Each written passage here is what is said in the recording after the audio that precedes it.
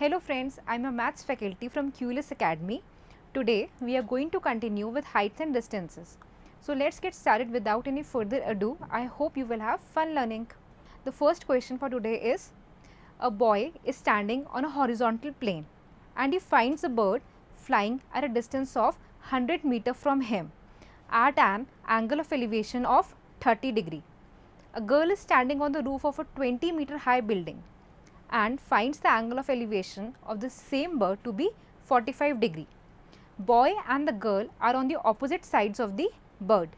You have to find the distance of the bird from the girl. Okay, let's solve this question. Let O be the position of the bird and B be the position of the boy and FG be the building and let G is the position of the girl. Let OL be perpendicular to BF and GM be perpendicular to OL. Then BO जो है वो 100 metre हो जाएगा, angle OBL 30 degree, FG 20 metre and angle OGM is equal to 45 degree. अब हम देखते हैं right triangle OLB में, तो हमको मिलेगा OL upon BO is equal to sine 30 degree. OL upon 100 is equal to 1 upon 2. यहाँ से हम क्रॉस मल्टीप्लाई करेंगे तो हमें OL की वैल्यू मिल जाएगी 50 मीटर. अब हम निकालेंगे OM की वैल्यू. OM की वैल्यू निकालने के लिए हम करेंगे OL माइनस ML या फिर हम ऐसे भी लिख सकते हैं OL माइनस FG. इसकी वैल्यू हमारी आएगी 30 मीटर्स. अब हम देखते हैं राइट ट्राइंगल OMG में. यहाँ पे साइन 45 डिग्री की वैल्यू हो जाएगी OM upon OG. Sine 45 degree होता है 1 अपॉन √2. तो OG की वैल्यू हमारी आ जाएगी √2 into 30 metres. OG is equal to √2 into 30 metres. अब हम √2 की वैल्यू पुट करेंगे 1.41, तो OG की वैल्यू आ जाएगी 42.3 metres. Also the distance of the bird from the girl is equal to 42.3 meters. Coming to the next question, the question is, the angle of elevation of a cloud from a point 60 meters above a lake is 30 degree and the angle of depression of the reflection of the cloud in the lake is 60 degree. In this question you have to find the height of the cloud. अब question को solve करते हैं. हम मान लेते हैं कि AB be the surface of the lake और P को मान लेते हैं एक ऐसा point which is vertically above A such that AB is equal to 60 meter. C be the position of the cloud and D be its reflection in the lake. Let the height of the cloud be h meters. तो BC is equal to BD is equal to कितना हो गया h. अब हम draw करेंगे PQ perpendicular to CD. तो angle QPC is equal to 30 degree, angle QPD is equal to 60 degree. Also BQ और AP जो हैं ये दोनों इक्वल हैं और किसके इक्वल हैं 60 मीटर्स के. CQ की वैल्यू हो जाएगी h माइनस 60 मीटर्स और DQ की वैल्यू हो जाएगी h प्लस 60 मीटर्स. अब हम देखते हैं राइट ट्राइंगल CQP में. यहाँ पे cot 30 डिग्री जो है वो किसके इक्वल हो जाएगा PQ अपॉन CQ के. और नेक्स्ट इक्वेशन में हम लिखेंगे PQ upon h minus 60 is equal to √3.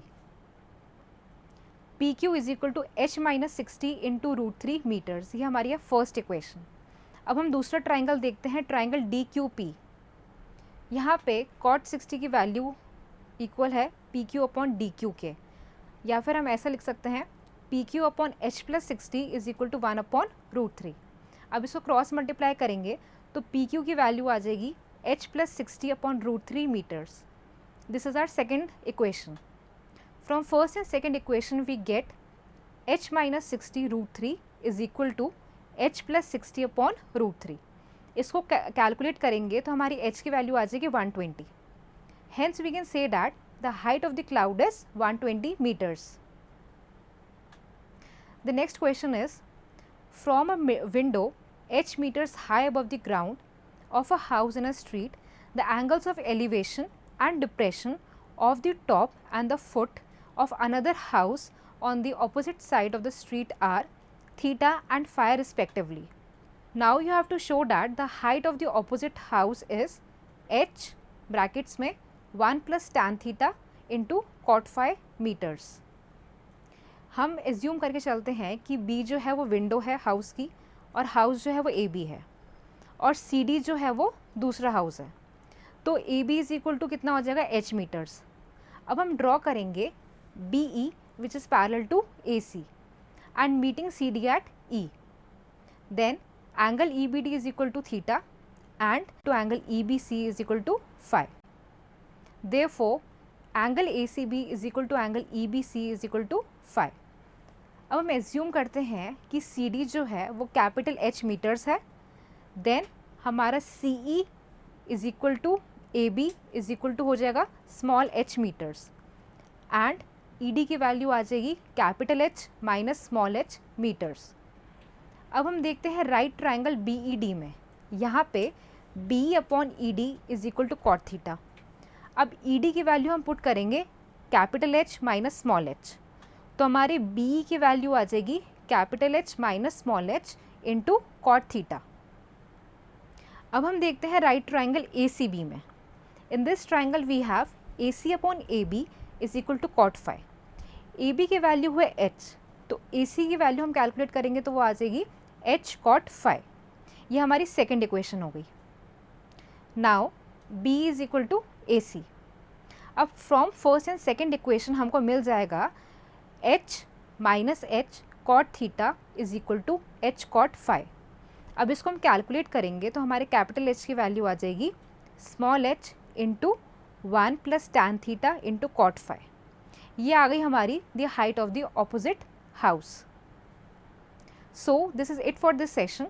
We discussed various problems based on the angle of elevation and the angle of depression. So I hope you had fun learning.